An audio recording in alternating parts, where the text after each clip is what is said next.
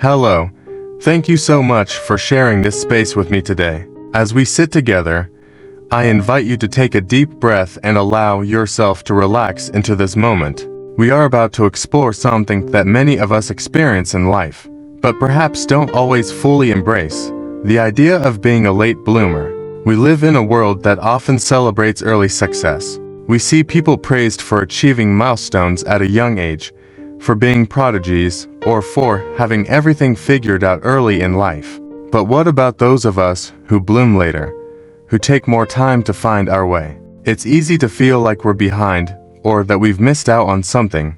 But the truth is, blooming later in life holds its own profound beauty, its own wisdom, and its own power. When we talk about being a late bloomer, we're talking about the idea that our personal growth, our understanding of ourselves and the world, or our accomplishments come to fruition in their own time. This can happen in many different areas of our lives: intellectually, emotionally, spiritually, or even in terms of our career or relationships. It's the recognition that growth is not a race, and that our individual journeys unfold at the exact pace they need to. Let's start by looking at this from an intellectual perspective. In our youth, many of us are pressured to achieve certain benchmarks: academic success, career advancement, or even a clear sense of purpose. But for some of us, clarity doesn't come in those early years, and that's okay. There's actually something deeply valuable about allowing yourself the time and space to explore life without rushing to a conclusion. When you bloom intellectually later in life, you've had more time to gather experiences, to observe, to absorb wisdom from the world around you. You may find that the depth of your understanding is richer, more nuanced, because it's built on a wider foundation of life's lessons. You've had time to cultivate curiosity, to ask questions that you might not have thought to ask if you had rushed to figure things out too early. Some of the world's most brilliant minds didn't hit their stride until later in life. Take, for example, the painter Vincent van Gogh, who didn't begin seriously painting until his late 20s and didn't create his most famous works until his 30s.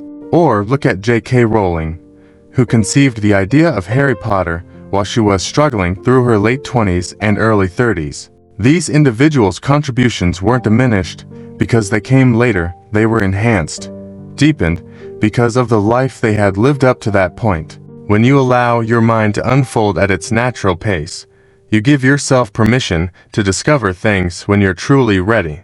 And in that readiness, you can find a clarity, a brilliance that might not have been possible had you tried to rush the process. Now, let's shift to the emotional aspects of being a late bloomer. Emotionally, blooming later in life often means you've had time to understand yourself more fully. Early in life, we often try to fit into molds that society, family, or peers have set for us.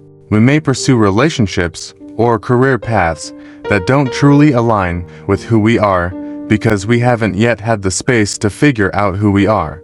But when you bloom later, you do so from a place of greater self-awareness. You've had time to reflect, to grow through the challenges and heartaches that life has presented. Perhaps you've faced setbacks or detours that felt frustrating at the time, but those experiences have shaped you, made you more compassionate, more resilient, and more understanding of both yourself and others. There is a profound strength that comes from waiting until you're emotionally ready to step into your full self. It's the kind of strength that isn't hurried or frantic; it's steady and grounded.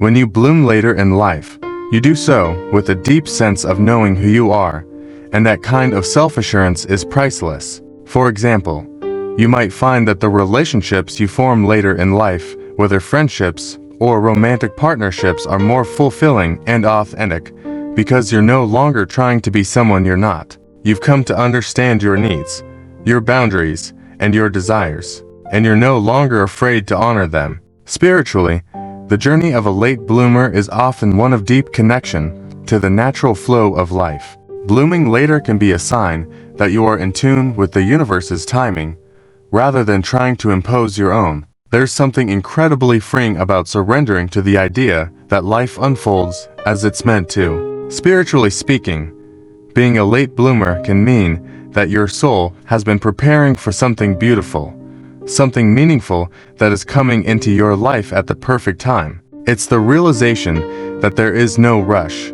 no pressure to achieve anything on anyone else's timeline. Your soul knows what it needs, and when it's ready, it will bloom in ways that are deeply aligned with your highest good. Think of nature for a moment. Not all flowers bloom at the same time. Some bloom in early spring, while others wait until the warmth of summer, and still others don't show their beauty until the fall. Each flower blooms in its own time, and each one is beautiful in its own way.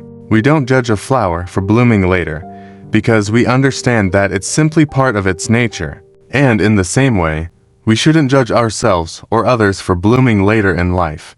One of the spiritual gifts of being a late bloomer is that it teaches us patience. In a world that constantly pushes us to achieve, to produce, to meet deadlines and expectations, it can be an act of quiet rebellion to simply allow ourselves to grow at our own pace.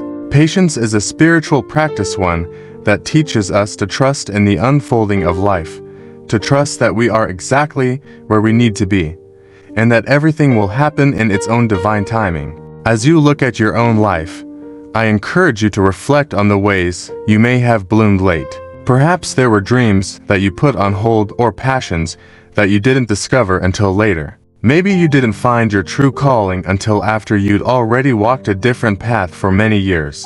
Or perhaps you're still in the process of blooming, still waiting for that moment when everything comes together. Wherever you are on your journey, trust that it is unfolding exactly as it should. Being a late bloomer is not a sign of failure or inadequacy. It's a sign of depth, of wisdom, of the beautiful unfolding of your life in perfect harmony with the universe. When you allow yourself to bloom in your own time, you're honoring your own unique path, and there is nothing more powerful than that. So, if you ever find yourself feeling like you're behind, like you've missed some invisible deadline, remind yourself that you are a late bloomer, and that is a beautiful thing. Your journey is your own, and it's happening exactly as it's meant to. In closing, I want to leave you with this thought. Being a late bloomer means that your time to shine is still ahead, and when it comes, it will be all the more radiant for the time it took to arrive. You are blooming, in your own time, in your own way, and that is something to celebrate.